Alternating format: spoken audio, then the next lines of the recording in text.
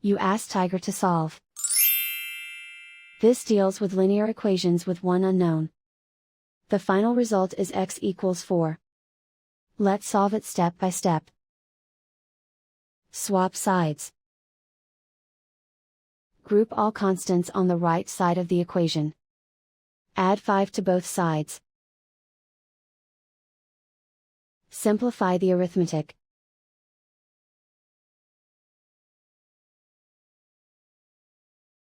Isolate the x. Divide both sides by 3.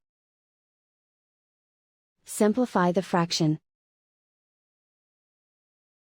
Find the greatest common factor of the numerator and denominator. Factor out and cancel the greatest common factor. And so the final result is x equals 4.